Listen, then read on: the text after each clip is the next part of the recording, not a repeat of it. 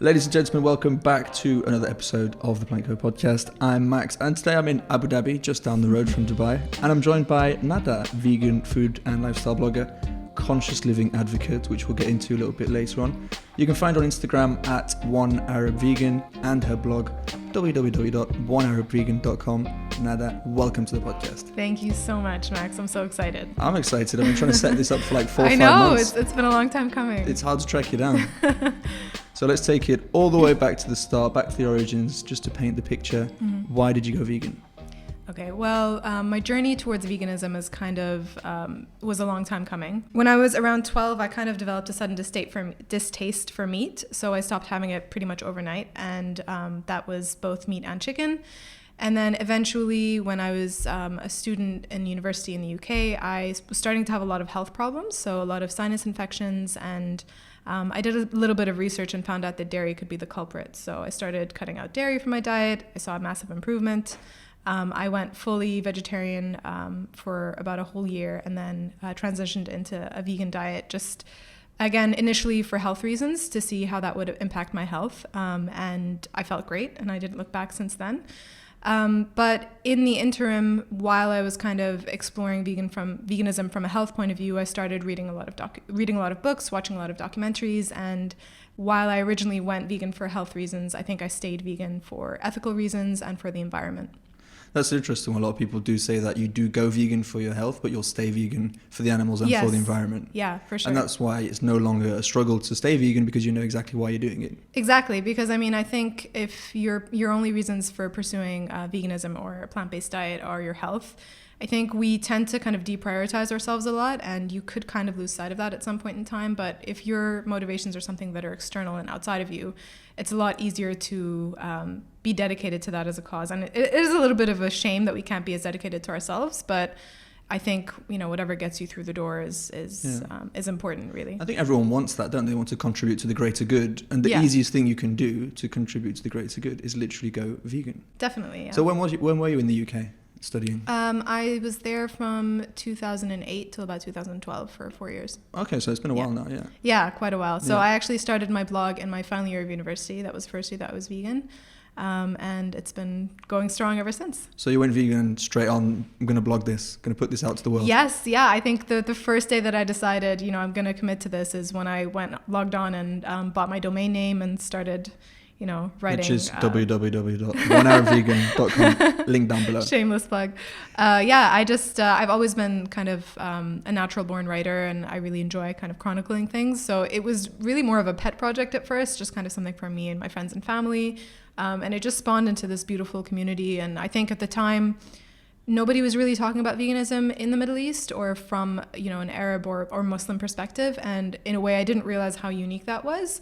But the more that I wrote and the more that I put content out there, the more emails and messages and sentiments I started to get from people all around the Arab world and beyond, saying, you know, I finally found somebody who's like me, or, you know, thank you so much for talking about this topic. And so there's not just one Arab vegan then? There is not just one Arab vegan. No, definitely not, which is always a funny joke that people make. But yeah, it's just been, I think the most gratifying part about writing my blog is that it, as I mentioned, it has given way to this community to kind of grow.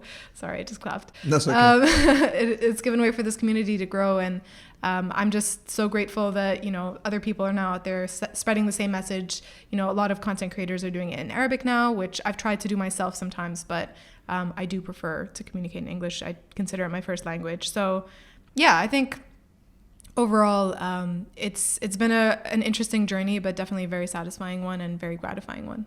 And when you were in the UK and you were considering going, we'll say, plant-based for the diet aspect of it, did you consult doctors, or was it purely personal research? No, purely personal research. The first book, and this is going to be an interesting thing, I don't know if you've heard this from many people before, but the first book that really made me consider veganism was a book called Skinny Bitch. I don't know if you've heard of it. No, but it seems like my kind of book. The way that I describe it is it's a vegan propaganda book masquerading as a weight loss book. So I think it's genius because it's written and targeted to women that have been trying to lose weight their entire lives. But somewhere along the way in the book, they start talking about animal agriculture, and there's a really gripping story about a pig farm. I'm not going to get into it because it's quite disturbing, but it's something that I've never forgotten. And towards the end of the book, they basically start to preach or advise basically that, you know, a vegan plant-based diet is the best way not only to lose weight, but, you know, for your health and for the animals and for the environment. So that was kind of the first time that I'd really made that connection. I'd always been somebody who loved animals. We always grew up with animals around the house, but I never really made that connection of, you know, pets versus food. And reading that book really opened my eyes to it, but it also had a lot of information on kind of the health aspects and, you know, how dairy is very mucus forming and how, you know, certain animal products can, you know, be linked to chronic disease, etc. So that was, I think, one of the biggest turning points for me, and that just led, you know, paved the way for me to do my own research, whether it was online, through blogs and websites, and then also documentaries. So where did you gain a lot of your information at that time? Definitely the internet, unequivocally. I think I read so many blogs and so many kind of health journals and reviews and things like that, and that was kind of my main motivation, and also seeing other people's experiences with the diet and how their health had improved. So I actually did an experiment when I first went vegan, which was to go raw vegan for 30 days. And I was purely fascinated because I had just seen so many different people say things, you know, like their eyes changed color, What? or, you know, yeah, apparently it can happen, or, you know, their energy level was just through the roof. And I also used to run competitively back in those days, marathons and half marathons. So I'd seen a lot of literature around that. There's a plant-based elite triathlete called Brazier. I don't know if you're aware of him. So I read his book, and he eats mostly raw, you know, not fully raw, but I was really intrigued from that point of view. So I wanted to see how my body would fare on raw veganism, and I did it for 30 days. It was a very interesting experiment, but I definitely prefer eating cooked food. Yeah. Just not very sustainable from my point of view. But again, I did see all of those health benefits really coming in full force because obviously eating raw is, you know. I did an episode quite a while back with John Matchin, the Mega Vegan. He's been vegan since he was born, 63 years. And he was raw vegan. I think it was 7 years, he said. Like that. We said just eat all the time. You're just always hungry. Yeah, you're always hungry. It's like you become insatiable. So that's not very sustainable, especially if you have things to do and places to be. Yeah. And about triathletes, it's interesting because one of the people, and one of the main reasons that I became vegan was actually Rich Roll. Mm-hmm. Yeah. And one of the main reasons I started a podcast was Rich Roll as well. Even though I'll never have that soothing, calm voice that he has. Yeah. So I was like, dude, it's awesome. He's such a smooth talker. Yeah, peace, love. You know, I won't be able to do that. Never mind. But still, love you, Rich. Thanks. Moving on from that. And you mentioned propaganda, which is also an interesting topic that comes up a lot at the moment. And you say vegan propaganda, but it's not. It's just the truth. True. I think, I mean, I didn't mean it in a negative way necessarily. I think it's just kind of, you know, that book specifically doesn't market itself as, you know, go vegan for your health. It markets itself as, hey, you want to be like hot and sexy and lose weight. And then once you start reading into it, there's like an undertone and underlying message of veganism is kind of the way forward. I think it's a great way forward because it's true if you just throw the message in people's faces. Like I always tell people my podcast is about animals and the environment, and people are like, oh, that's great. If I say it's about veganism, they're like, no, I have no interest in that. The branding of it is very interesting. Yeah. And definitely. you talk about being a conscious living advocate. And I like that a lot because a lot of people don't associate the word vegan, and it has such a bad rep to it. Yeah. And conscious living advocate, I think everyone agrees with that idea. I mean, what does it mean to you to be a conscious living advocate? Well, for me, I guess I can like rewind and talk about like what veganism means to me specifically because it encompasses that. But for me, veganism is more than just a diet. It's a way of life. It's a lifestyle, and it's something that I'm fully committed to from every aspect of my life. So within that, it means, you know, creating the least amount of harm possible, the least amount of negative impact possible on the world and the environment around me. And that includes obviously animals, it includes humans, so being compassionate to other people, and also, you know, being compassionate to the environment. Conscious living, I guess, is just trying to tread as lightly as possible on our environment. Obviously, we know that, you know, the current state of affairs in the world is not the best it could be when it comes to the environment. There's a lot of negligence happening. There's, you know, I think there is a lot of awareness. I don't think it's an awareness problem that we have as such. I think people just aren't willing to make concessions in their lifestyles to conserve the environment or to take care of it because they don't really think any further than their own lives. They're not really thinking about, what's going to happen in 30 or 40 we're or all 50 going to years. die, Yeah, exactly. Why bother? So why bother? It's not like there's another generation that's going to inherit this earth from us. So, no, exactly. So that's really what I try to do is obviously being vegan is a huge part of that because it just means that I'm not contributing to animal agriculture. It means that I'm, from a diet perspective, I'm kind of living the most consciously that I possibly can, but I also try to live consciously in other aspects of my life. So whether it's reducing my carbon footprint, trying to recycle wherever I can, using sustainable products, avoiding fast fashion, so trying to shop more sustainably and consciously, only kind of like adopting a more minimalist lifestyle in a way, and just kind of going for the things that I need versus all of the things that I might want. There's the whole idea of you can, so you should. Yeah, exactly. I struggle a lot with that in the hotels because I spend a lot of time in hotels, and as soon as there's free stuff, I take it. Yeah, it's like it's free. I have to take it. All the little shower miniatures, all the shower caps. I've never used a shower cap in my life, but I had like 500 of them. But I reached a point, I was like, why am I taking them? Just because it's free, but I don't need it. Yes. So now I've stopped taking them. And I bring my own stuff because it's that easy to do. Yeah, and it's the simple things like that. I do believe that we can change as well. For sure, and I think it's all about the collective effort. So a lot of people will say, well, who's gonna, no one's gonna benefit if I recycle or if I don't throw this piece of plastic away. But no, that's not true. I think if everybody adopted that mentality, then we would be screwed. So I think everyone has to kind of do the best that they can. And I'm not perfect either. I don't claim to be perfect, but I think that by leading by example and, whether it's, avoiding using straws in restaurants or bringing a reusable cup with me everywhere I go or whatever it is, other people are also, when they see that, they can see that it's something that's approachable and easy to do and, hopefully become motivated to take on some of those small steps themselves. I mean, I'm a firm believer that perfection is the enemy of progress. Yes. Yeah. And be it anything that you're trying to do. And a lot of people fail in veganism with that. For example, they'll go vegan for a month, but then they'll eat one piece of cheese and I'm not vegan anymore. And then all the way back. Like I've quit smoking like 10 times over the course of my life, and then I start again, and then that kind of stuff. It's like you're just trying to improve, you're trying to make yourself a better person in so many different aspects, be it, I don't know, writing your blog. I'm sure your first blog posts weren't necessarily perfect.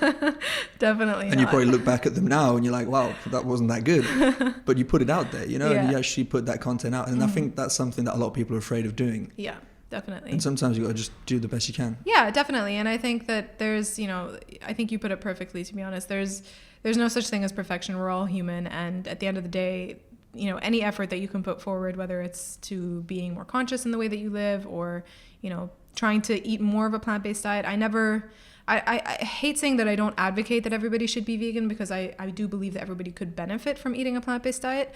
But I think that for many different reasons and for everybody's individual circumstances, it may not be the best approach to take on. So I always try to say, you should do the best that you can. So whether that's meatless Mondays or, meatless Mondays and Tuesdays, or if it's, just only having meat at one meal of the day rather than 3 meals a day. Whatever you can do is enough, really. And I don't ever want to make anyone feel inadequate just because they're not vegan or they're not trying to be vegan. And I think that kind of approach is actually, in the long term, a lot more hospitable and welcoming to people who are vegan curious or interested in exploring the lifestyle. So, this whole concept of add in the vegan or plant-based sources of nutrition into your diet first, and then think about subtracting, the bad stuff. And that way the good things kind of crowd out the bad stuff. And it gets very overwhelming, doesn't it? Yeah, if you try and, because you mentioned recycling, you mentioned fast fashion, you mentioned minimalism, you mentioned food. But that's a journey that's taken me 10 years. Exactly. But if you were to kind of take that in one bundle and be like, okay, you got to do all this and you got to do it now, you just get so overwhelmed by the whole thing. It is so true.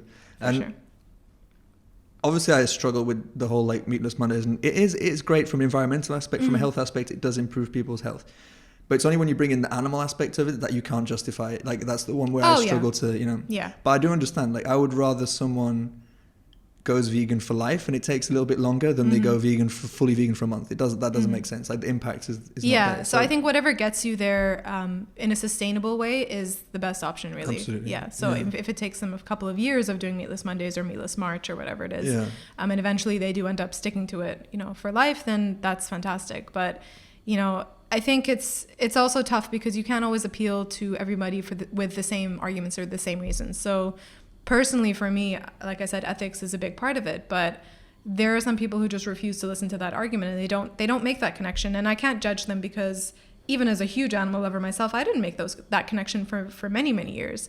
So I think that whatever kind of door I can get to people to, or through rather, is the right door. So whether it's a health argument to begin with, or whether it's an environmental argument, or for some people the ethics argument, then that's great. And I don't expect it to be all three because again, that's unrealistic. I often say people are like keypads. You just got to find the right code. Yeah. And you can open every door as long as you have the right code. Some people, they get into veganism through horse racing or through cosmetics, or there's it can come from anywhere. True. And if you listen to that person, you understand what's important to them, I do believe you can get through to them. Yeah, for sure. So what did your family say when you went vegan like 7 years ago now, was it? 9 years ago. 9 years ago. I'm really bad with numbers. No worries. Well, my family were used to me being kind of pseudo-vegetarian. So I was actually pescatarian from about the age of 12 up until when I turned vegan, which was, I guess, age 20, 21. So they were used to me not eating meat and not eating chicken. I think the only other animal kind of products that I was eating at the time were fish and eggs. So it wasn't a huge surprise to them, I guess, in that sense, but they were a little bit concerned. And I guess the reason they were concerned is because when I had gone vegan, it just so happened that I had also taken up exercising. I was eating a very clean diet. I hate using that word because I don't believe any food is dirty, but it's just the easiest way to describe it, I guess. And I had lost a significant amount of weight. So the concern was more around my health rather than me eating a vegan diet. But because both of those coincided at the same time, it was a little bit tricky to get them on board initially. And I think my family did think for a period of time that it was a phase that I was going through, that I was just kind of experimenting. But once they saw that I had really committed to it, once they saw, how committed I was to writing my blog and creating these recipes and photographing them and everything like that, there was less pushback. And it was, the concern that I had mainly was, again, my health. So once I had been to see doctors, I'd done blood tests, they had said everything was fine. They kind of were rest assured and were able to just accept my choices for what they were. And I'm talking about like my nuclear family. So my extended family is another, a whole other kettle of fish. I mean, your parents are just going to want you to be healthy, aren't they? Yeah, Let's of course. be honest. I mean, they're not going to stop you from eating vegetables if it's good for you. I mean, they want you to thrive. At least most parents do, I hope. Yeah. And I mean, I guess I also grew up in a very, I wouldn't say like vegan leaning household necessarily, but we always had, the way that my mother cooked food for us was, the vegetables were kind of a dish and then the meat was on the side. It was never, I guess, which is kind of unusual for like Middle Eastern cooking. Usually meat and vegetables are very much intertwined. And my mother actually went vegetarian for a very short period of time. And I joined her on that journey when I was about, I think, 13 for a few months. So again, there was kind of that awareness of what it means to eat more plant-based. So I didn't really have a huge struggle with them from that point of view. I think it was, once they saw again how committed I was to it, there was not much issue in that regard. Do you find that Arabic cuisine is easy to veganize? Oh, 100%. Yeah, definitely. I mean, it's so funny to me when people say, isn't it difficult to be like a vegan in the Middle East? And I'm like, actually, no, it's incredibly easy. I think food-wise it's very easy. There are just so many common misconceptions. So people think Middle Eastern food, they think kebab and kufta and, all of this like well, that's Middle Eastern food in the UK. Right. Okay. Well, but in a lot of places too. And I think that's kind of like the first thing that comes to mind. But actually, the Middle East is so rich with so many plant-based options and a lot of dishes that are actually even naturally and accidentally vegan. So I've never really struggled in this part of the world. Not when I've been traveling, not when I've been living. I've lived in Bahrain and I've lived in the UAE here in Abu Dhabi, and I've never had any issues at all. I think it really helps that I'm very passionate about cooking because I'm more likely to look up a recipe that, I had when I was a child and, see how can I veganize this? What can I replace the meat with? Or what can I replace the dairy with? But I think even if you're not necessarily a big fan of being in the kitchen, it's very possible to enjoy Arabic food and Middle Eastern food as a vegan, for sure. Definitely. The dish that fascinates me, and that I discovered like a couple of years ago, is koshari. Cochiti, yes, yes. That is just the most incredible dish ever. Like, can you explain what koshari is? Sure. So kochiti is one of the national dishes in Egypt, and it is completely vegan. It consists of rice, pasta, lentils, some fried onions, and chickpeas, and kind of a spicy, garlicky, vinegary tomato sauce. And it's, obviously a carb fest, but it's delicious. So It's so good. And it's definitely something I grew up eating in my house. And it's something I always make sure I have when I'm in Cairo. There's a famous koshiti restaurant downtown that we always go to. And yeah, I mean, it's kind of like I think a lot of the food in Egypt, especially the most popular dishes, tend to be naturally vegan because it, was such a working class country. So a lot of the food had to be plant-based because meat was too expensive. That kind of debunks that myth that being vegan is expensive. I'm still trying to figure out where that comes from. I don't know. I mean, I think it comes from a designer of vegan products. So like, your faux meats and faux cheeses and things like that. But yeah, so kochiti is definitely a favorite of mine. And I don't think I've ever met anybody who doesn't like it. And it's, it's a really interesting argument to make sometimes, especially with my extended family, when they say, oh, but what do you eat? What do you eat that doesn't have meat in it? And then I say, well, kochiti doesn't have meat in it. Food doesn't have meat in it, falafel, tamia, so stuff like that. And it's interesting because as somebody who isn't a vegan, you don't label food as vegan and non-vegan, right? You just look at it as food. And that's, I guess, what I try to show people sometimes is that you eat vegan food on a daily basis. You just don't think of it as vegan, or you don't think of it as plant-based. You've had an apple before, haven't you? Yeah, you've had a peanut butter and jelly sandwich before, or banana, or whatever it is. So, yeah. It is an interesting one. I mean, I don't really like the label vegan food because it is just food. Food, yeah, exactly. Why don't we just call all the non-vegan food cruel food or death? Call it what it actually is, instead of like animal flesh. Yeah, I mean, well, they do it in Germany. In some countries, they do call it by its actual name. So, have your family, at least extended family, tried to really go against it? Do they fight it, or have they come to accept it now?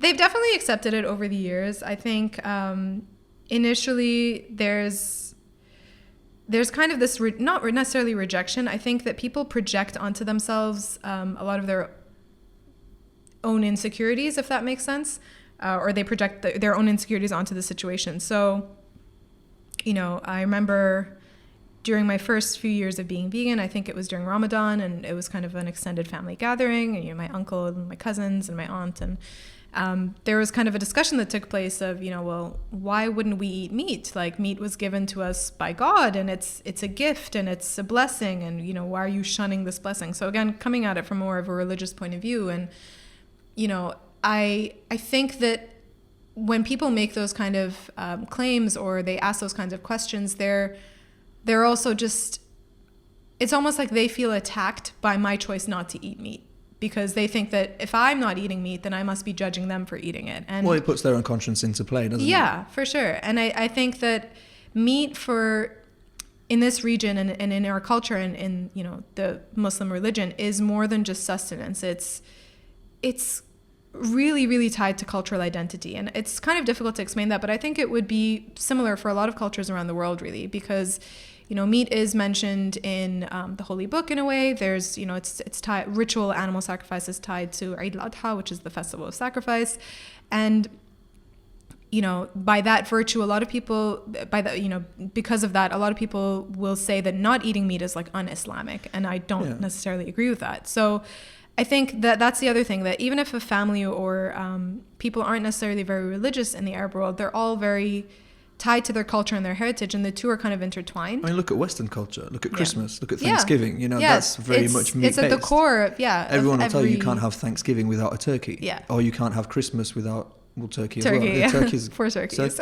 Turkeys at the end of the year, it's just not good for them, is it? It's already, it's a bad time. Yeah. I mean, people say that Arab culture is very meat-heavy, but you look at most cultures. Most cultures nowadays are very meat-heavy. True. Apart from if you travel into maybe the Indian subcontinent, which is a lot more vegetarian, but still, I find it sometimes easier to relate to people and to talk about veganism to people who are actually heavy meat consumers than to people who are already vegetarian.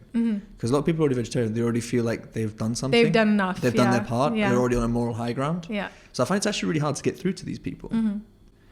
And I don't know, we'll see. I can't remember what I'm saying about that, but anyway. Tell me more about your blog, because it is interesting that you started it about 9 years ago, got the numbers right for once. Yeah. And obviously the way we look at the internet has changed a lot as well. The way we approach social media. I mean, we call it social media, but nowadays that is basically the internet. Yeah. There's not much internet beyond social media. Yeah, there's not much of a distinction. Do you find there's still the demand for like long content and written content?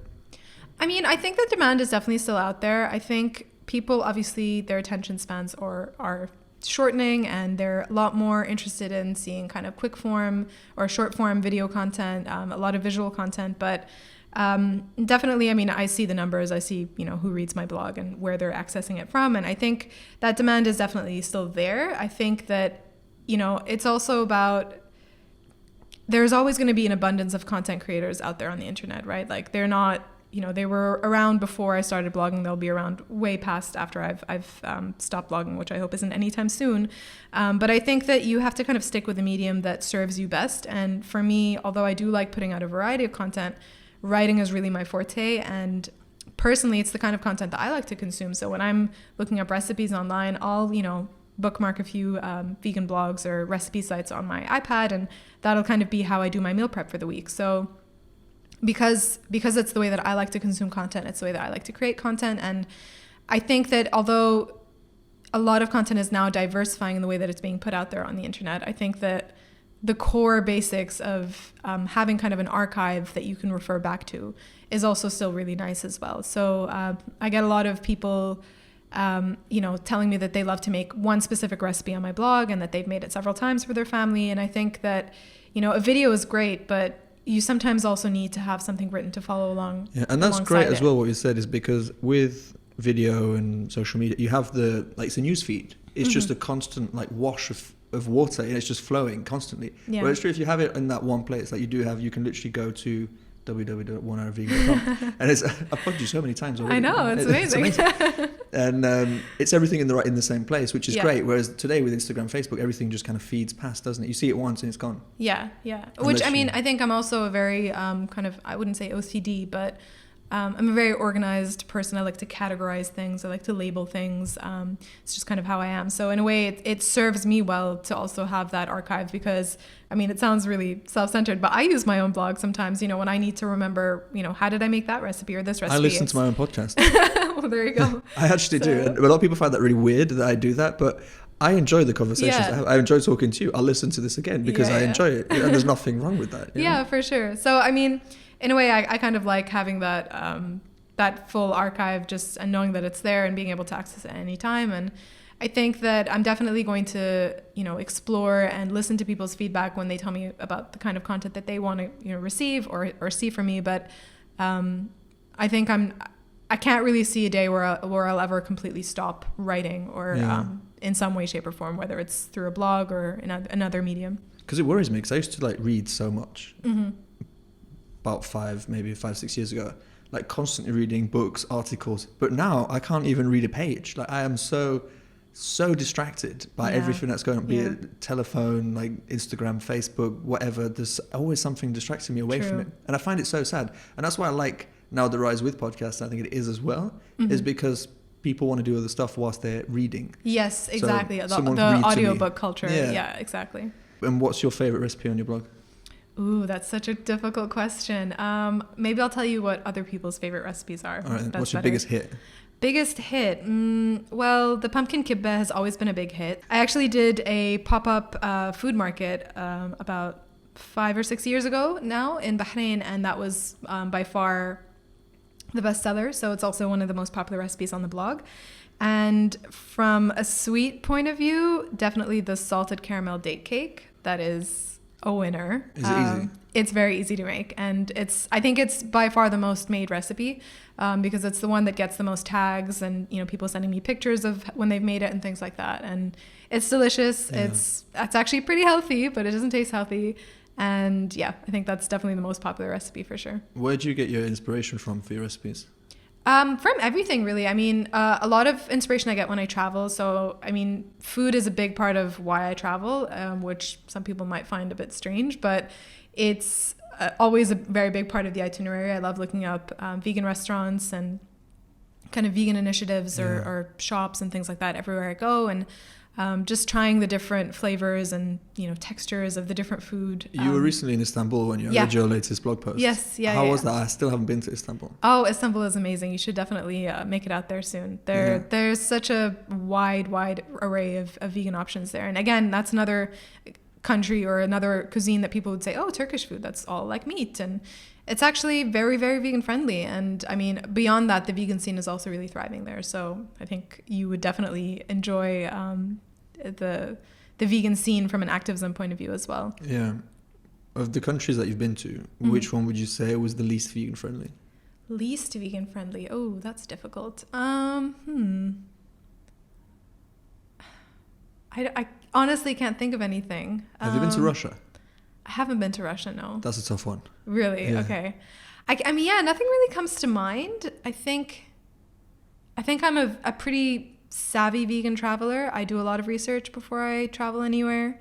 No, I've never been in, because I've had conversations with other vegans where they said, I was in X country or X place and there was nothing else for me to eat. I had to eat meat or I had to eat, dairy or whatever it was. And thankfully, I've never been put in that situation. I don't think that I would if I were, but I guess I can't really say because I wasn't. Well, at some point, you got to be compassionate towards yourself. Yeah, I suppose. Even though I think I'd rather starve. I think, I just can't picture doing that. I think I would probably throw up.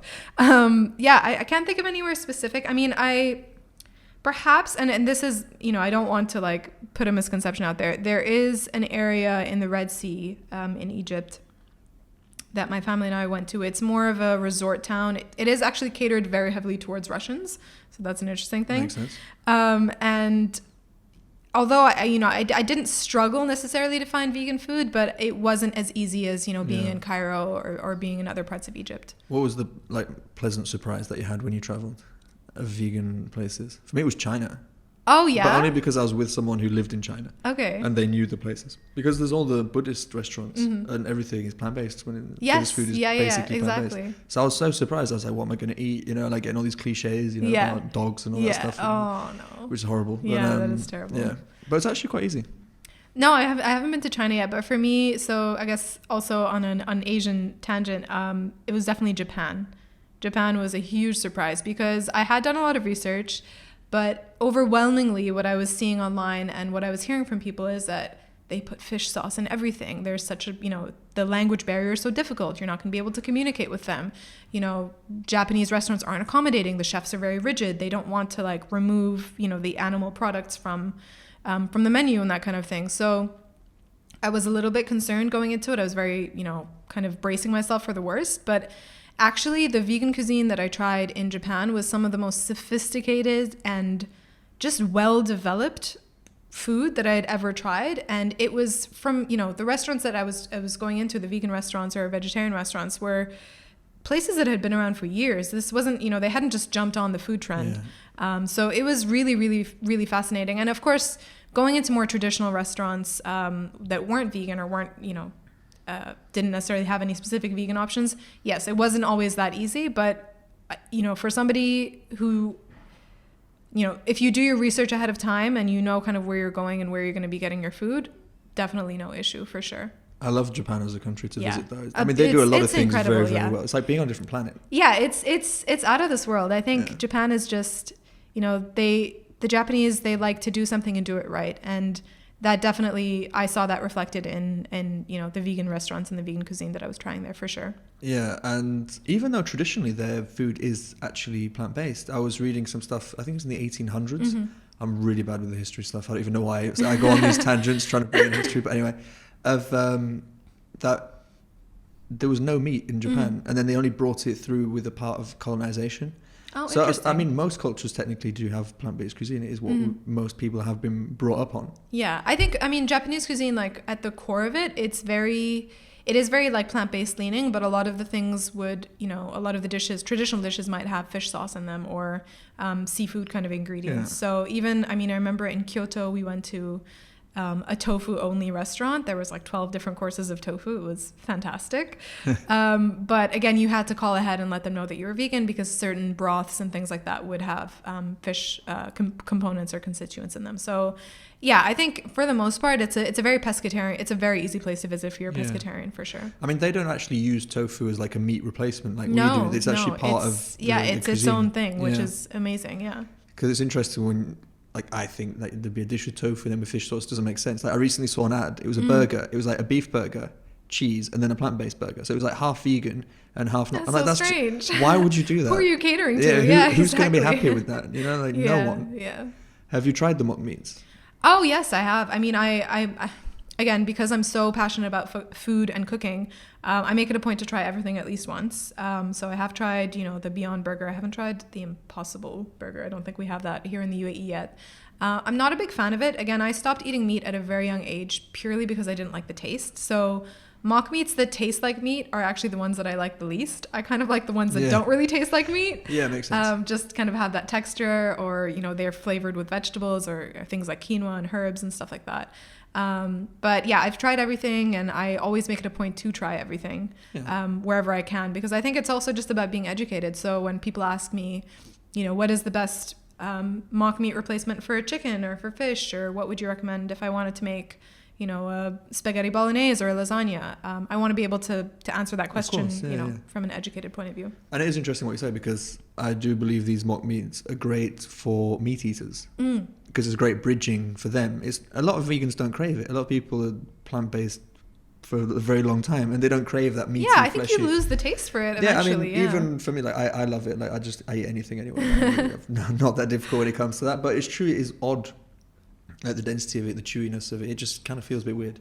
So I'm really not that used to it anymore. Yeah. And it's interesting. I mean, it's fascinating to me how far technology has come, because honestly, I mean, I remember I guess it was like 2011, like buying vegan cheese from Holland and Barrett in the UK. It was like this sad little spread that tasted nothing like cheese. And, nowadays you go to the store and there's like 10 different varieties of vegan cheese. And in every supermarket, even here in the UAE as well. Exactly. And it's decent vegan cheese. Like, it melts and it tastes like cheese, and you can add it to pizzas and pastas. And so, I mean, I think in such a short amount of time, the food, I guess, technology, or that industry has really developed to a point where the substitutes are becoming dangerously close to the real thing. And it's, for somebody who doesn't enjoy the taste, obviously it's kind of irrelevant. But for, like you said, for meat eaters who are trying to cut back on meat, for sure it's a great a bridge, or kind of a way to transition into eating more plant-based. But again, I don't, if somebody's looking to go vegan for their health, I obviously don't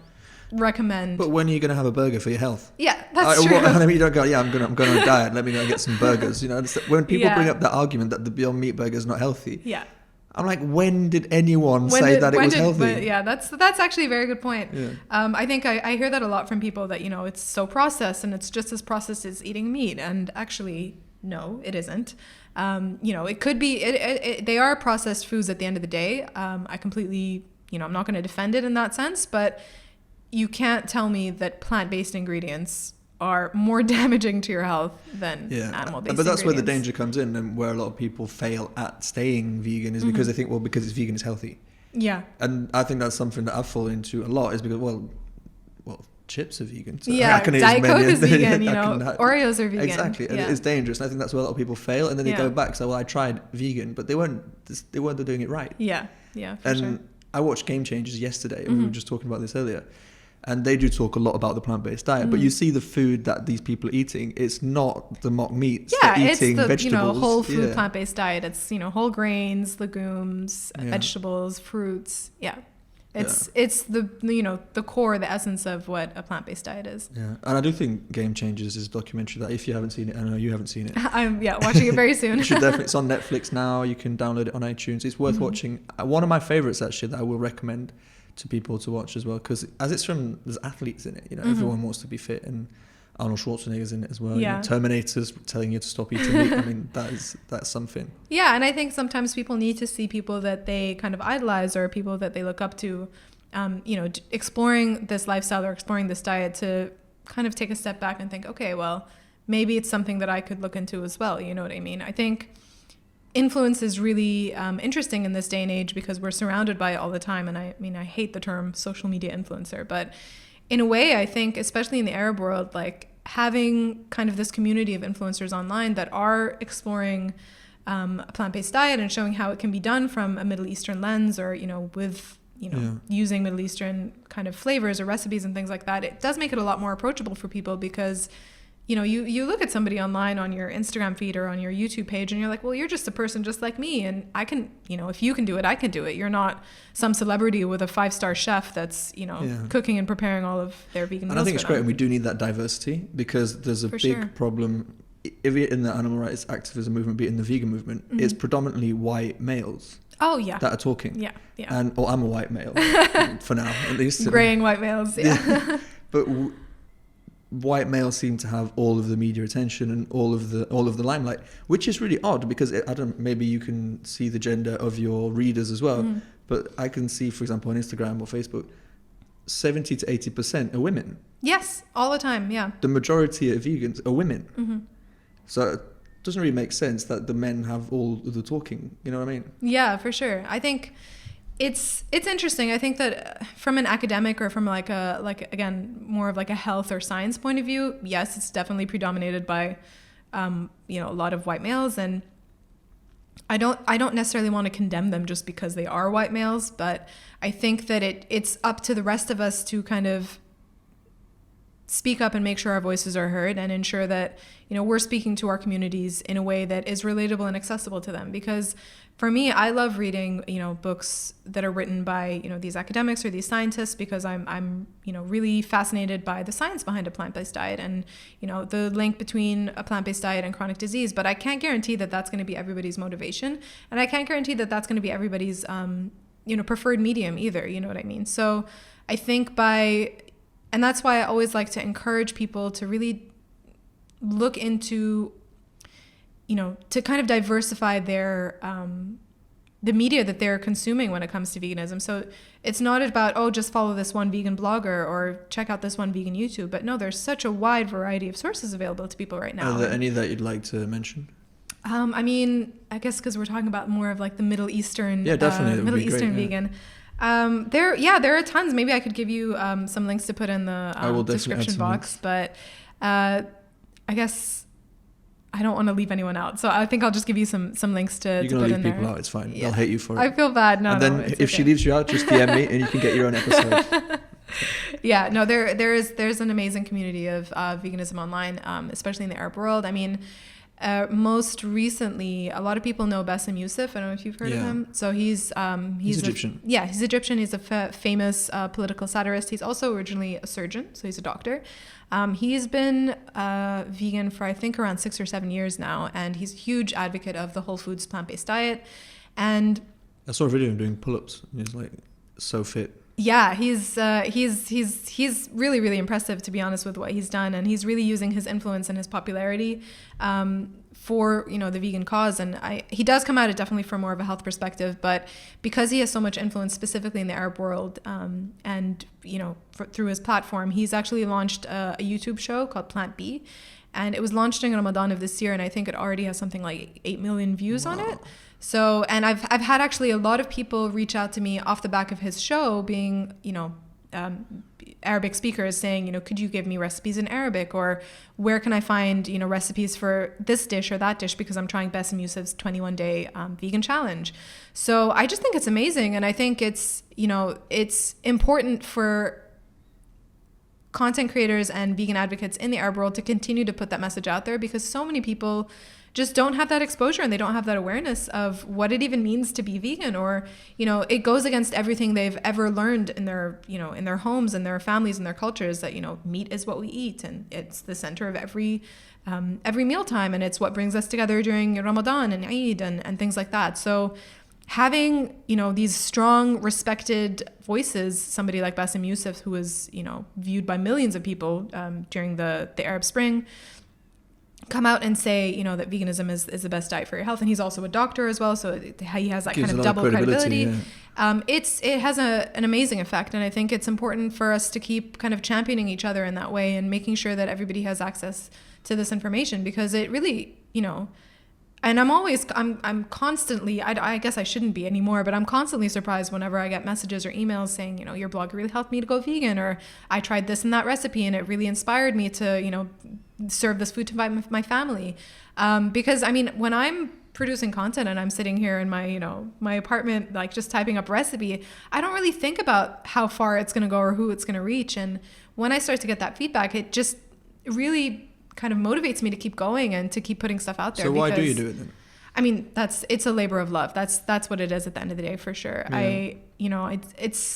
I've never thought of pursuing kind of blogging as a full-time career or anything like that, because it's not something that I look at as a moneymaker. It's something that I'm extremely passionate about. It's something that I want to be able to have that platform to spread that message to as many people as possible. And again, I think that when I first went vegan, I didn't really have that community around me. I didn't really have that support of other vegans that were also from a Middle Eastern background or from an Arab background. And I think that creating that space and creating that community for myself has also created it for other people. And it's, obviously it's mushroomed beyond, my reach or my control at this point.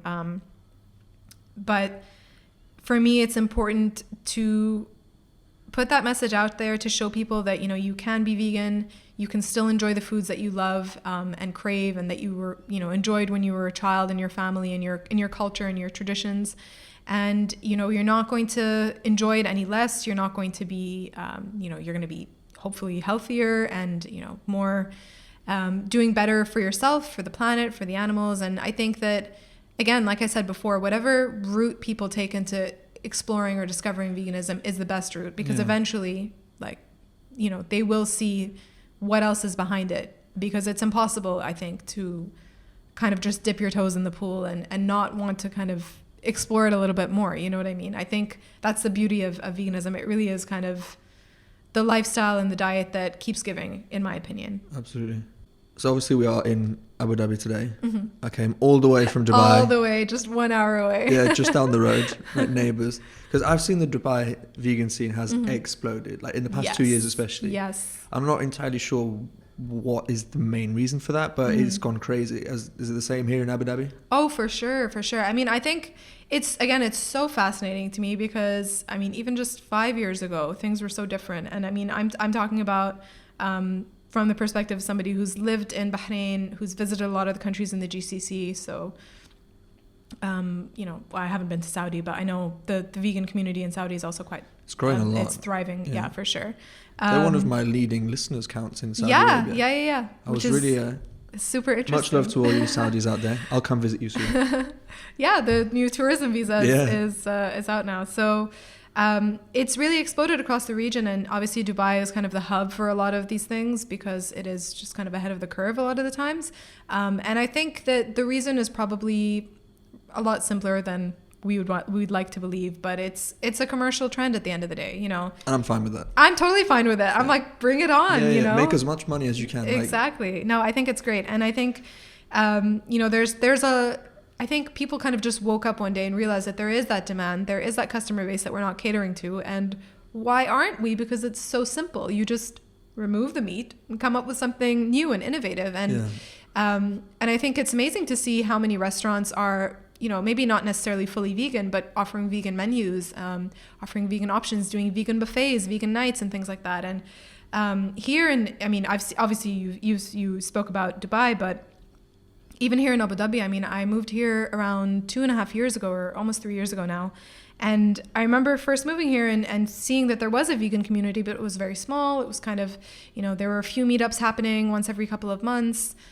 There were like a handful of restaurants that offered some vegan options, and I became very familiar with them very quickly. But within the time that I've been here, it's honestly just, again, completely mushroomed. So you have restaurants that are offering, like I said, fully vegan menus. There are like vegan buffets. There are, there's a constant stream of vegan meetups. There's a very active community on Facebook. So I think it's great. And I love that whenever somebody new, moves to Abu Dhabi or joins the community, if they ask a question on one of the other Facebook groups, everybody immediately knows to point them to, the Abu Dhabi Vegans Facebook group. Yeah. So it's just really nice. And it's, any question that you have, whether it's, where to find eco-friendly cleaning products, or what restaurant has the best vegan burger, or where could I find, vegan egg substitute and stuff like that. I'm in quite a few of the WhatsApp groups, and you receive messages. It's like, guys, there's a sale on cashew milk in the Lulu hypermarket, and everyone's like, what? I'm coming. And everyone's like running, to the car. It's lovely. Honestly, it's just so nice to be able to have that community and to also use that as a resource. So whenever people reach out to me, and that's another thing that I get a lot, is people reaching out to me because they're visiting Abu Dhabi or they're visiting the UAE, and they'd like to know like what my recommendations are, where to find certain things. What are your recommendations? For Abu Dhabi? Yeah. Oh man, there's such a long list. Well, I mean, I'm going to take you to Cafe 302 later, which is delicious. Shout out to Cafe 302. They have an amazing vegan menu. Link down below. They have an amazing vegan menu. Another one of the restaurants that I really like here is called Nolu's. So it's a Californian Afghani cuisine That's a concept blend? restaurant. Yeah, very interesting blend. Not fully vegan, obviously, but they do have amazing vegan options. They really understand veganism. And they're constantly innovating with their menus, which I really like. And then there are a few kind of like smaller, more kind of ethnic food restaurants that I really like to visit. So some Indian restaurants that serve dosa. There's an Ethiopian restaurant here in Abu Dhabi that has amazing vegan food. I love Ethiopian food. Yeah, so I think honestly, Abu Dhabi is a vegan foodie haven, in my opinion. There's so much to discover and so much to enjoy and taste. And definitely not struggling for options when it comes to eating out, for sure. Yeah. And there's just one thing I forgot to ask you that I wanted to go back on was, as we were talking about conscious living advocate, and how can you suggest to people to apply that to travel? Because it's something that I find travel so wasteful in so many ways. I mean, obviously airplanes and all that stuff. I'm not getting into the pollution part of it, but into like how to travel sustainably. So what are the small like travel tips that you have to travel sustainably?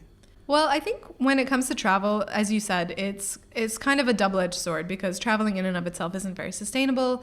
But at the end of the day, there are certain things that you can do to kind of cut back on, whether it's the waste or, just being a little bit more mindful of your carbon footprint when you're traveling around. So I think for me, you mentioned this earlier when you were talking about hotels. I always take my own toiletries with me. Whenever there's an option in a hotel to reuse your own towel or to reuse your towel day after day rather than asking them to launder it. It's true, we get so decadent with towels in hotels. You just think you're in a hotel, let them clean it up or let them send me a freshly laundered Whereas towel. at home, you'll have the same towel hanging for like a month. For like a week, yeah. Well, week, maybe. a month. I meant a week, okay? Not a month. Not in my house. 2 months, maybe. Exactly. So it's just little things like that. And then I think also what I like to do is I like to stay sometimes wherever possible in an Airbnb versus a hotel. It's usually a lot cheaper depending on where you're visiting. But also it kind of enables you to, buy your own products, make your own meals if you need to sometimes. So it just kind of cuts down on that waste aspect as well. Yeah. I mean, I find traveling something that really does... I love it, obviously. I do a lot of it. And there's an amazing video, I've shared it quite a few times actually on social media, by George Monbiot, where he talks about the 2 biggest impacts you can have on the planet. And the first one is to go plant-based, and the second is to stop flying. Yeah, I've heard that, yeah. And obviously, I've done something, but stop flying. I mean, right now I can't possibly do that, but it's true. There are a lot of people in Europe now, especially, that are choosing to travel only by train. And I actually did some research into it because... I wasn't thinking. Like, I flew into Paris, and then I went to see my parents in the south of France. So I flew down because it was just what I did. Like, it was the way that it worked for me. And I was like, I wonder how much of a difference there is actually, like, on the carbon footprint between flying that distance and taking a train. And the carbon footprint is actually 20 times higher. Wow. From That's flying. Insane. I think it was an hour flight compared to 3 hours on a train. Which isn't really bad, 3 hours on a train. No, exactly. And plus, with the time it takes you to check in, so I took the on train the plane. back. Yeah. Well, that's good. It's such a hassle, though. I mean, airports, I just hate airports. The whole, because you think about it, 3 hours. By the time you check in for the flight, by the time you get on the flight, you fly, you get off, you wait for your bags. It's just like, all you do is wait. It's all 3 hours, It's just way rather too than stressful. just sitting in one place. I think that's the other thing as well is, especially in the Middle East and in the UAE, I think we got a little bit... and I'm definitely guilty of this, so I should probably practice what I preach. But, we get a little bit kind of wanderlusty, and we want to go to these exotic locations that are super far away and, obviously hours and hours away on a plane. But a lot of us, especially people that are born and raised in this region, haven't really explored much of our own backyard. So, I mean, the UAE in and of itself is incredibly diverse. There's so many different things that you can do, especially now that the weather's, getting a little bit better. You can be a tourist in your own city or in your own country as well.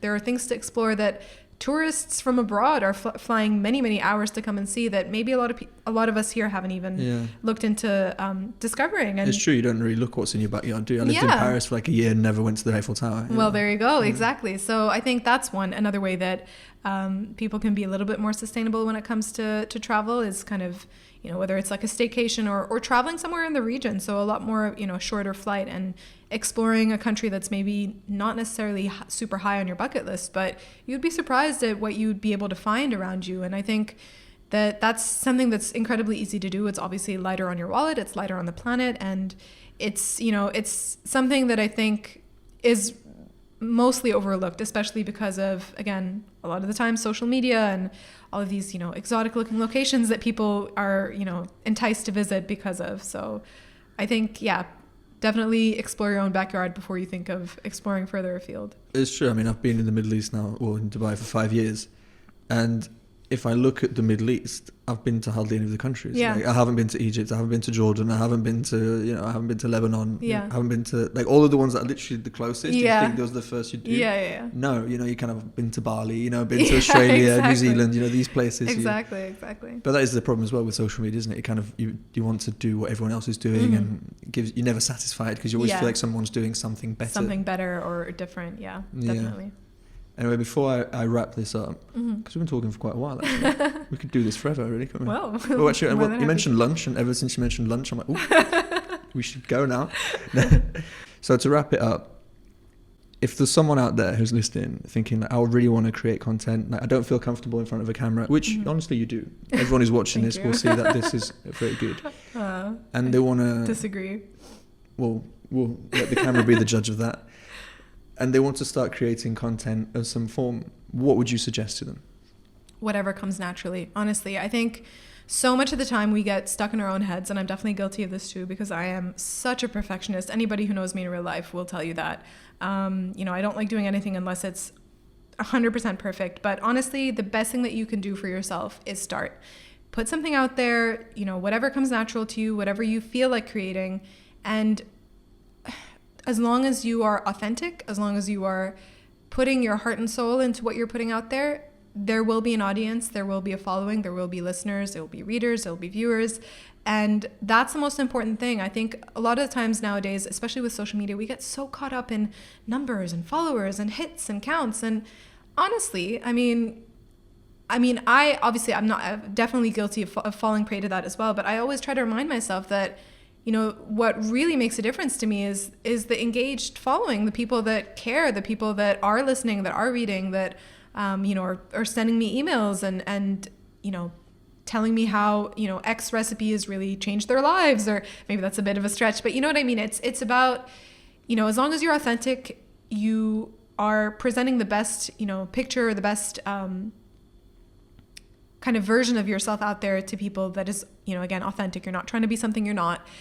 You will have that, your community, your people, your following, and in a way, that's the best thing that you can do for yourself, is to just really put yourself out there. And I think not getting tied up in, what it looks like or what it sounds like, and not getting tied up in, I'm doing this for followers, or I'm doing this to get famous, or I'm doing this to make money, because people can see through that so easily. And I think, especially the money aspect of it, a lot of people ask me that, like, oh, how much money do you make from your podcast? I'm like, zero. And I'm very happy about that, because it gives me so much power. I can do whatever I want. I can swear if I want to do an episode in my pajamas, I can. I'm not accountable. And that for me is power beyond money. Yeah, definitely. And I think that it's also so like I said, it's so transparent when somebody is doing it for a motivation other than really being passionate about the topic or the subject. And I think that for me, the people that I most enjoyed following and, reading and being a part of their lives through social media when I first, discovered it, were the people that were being the most authentic, not necessarily the people that had the flashiest setups or the best written blogs or the most, elaborately designed logos. Like, none of that stuff really matters to me. And I'm a very aesthetic person. I prioritize aesthetics a lot, but that is kind of gravy. It's like the stuff on top. It's the core of the content that really matters. So I would say find what you're really passionate about. Focus on a medium that you are able to deliver well, whether it's audio or written content or video content, and just go for it. And eventually, you'll learn along the way. You'll figure out how to improve along the way, and you'll also learn how to cater to what your audience is interested in hearing about. So it's a journey, it's a process, and it's something that I think anybody can do. It's just about finding what works for you, and and I don't think it's something that everybody should do, because not everybody needs to be a content creator necessarily. But if you have the drive for it, if you're passionate about something and you want your voice to be heard, I think that there's no reason why you can't, especially in this day and age. What do you think people should focus on? What they want to say, or what they think people want to hear? Oh, definitely well, it's tricky. I think that trying to present something that you think people want to hear is always going to come off as inauthentic. So you really have to be true to yourself. That's really all it boils down to. Yeah. On that fine note, Nada, thank you for joining me today. Thank you so much, Max. In Abu Dhabi. We'll have to do this again. It was fun. For sure. Yeah, definitely. We're going for lunch now. So guys, have a great day. If you're in Dubai, in the UAE, wherever you are in the world, onearabvegan.com, the blog, or on Instagram at onearabvegan. Have a great day, guys, and see you next week for another episode. No idea where I'll be, who I'll be with, but I'm sure it'll be entertaining. Have a great day. Bye. That's the year that they're saying's our last, unless we make a change now when we gotta be fast. But first we gotta make a shift in what we put in our mouths. See silly billies thinking vegans eating grass on the ground. We talking fast food, yo, it's burgers and fries. And it used to hurt the earth and the birds in the sky, but now they making it with plants, and it's so much better, cause the animals are safe. No more changes in the weather, we better act fast, cause the ice barely freezing. The world's changing quick, so welcome to Planet Vegan. Woo! Damn, man, can you feel that? This place is getting hot. If we wanna save the world, it'll take some work. If you wanna make it better, then take off your shirt, wave it round your head, and jump into the streets. The revolution starts now, can you feel its heartbeat? If we wanna save the world, man, we better be quick, cause we're killing all the piggies and the cows and the chicks. And I gotta be honest, I ain't a fan of our fate, but we can make a change now, and it starts on our plates. All around the world, it's a brand new dance. What you're making out of bodies, yeah, we're making out of plants. We gotta save the pigs and the fishes in the sea, so hold on to your pants, Planet Vegan soon to be. There's a change up in the system, I can feel it in the air, but it benefits us all, there's no need to be scared. We're gonna change the world and we'll do it in a day, so don't fight the future, Planet Vegan's here to stay.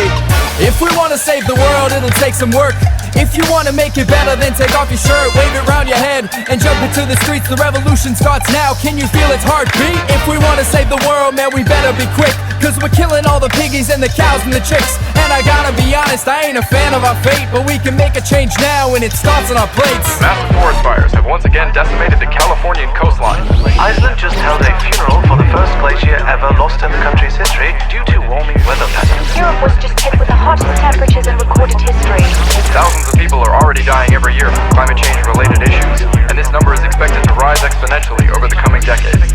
Okay, this apocalyptic nightmare's about to be real. Forest fires, oceans flooding, let it fill you with fear. A billion refugees running across the borders in pain, and they're drowning while you're saying you're refusing to change. Slaughterhouses filled with bodies and they're letting out screams, but you're saying it's a lie, that it's only a dream. Let me tell you something, man, the nightmare is real, and you're paying for it daily with your supersized meal.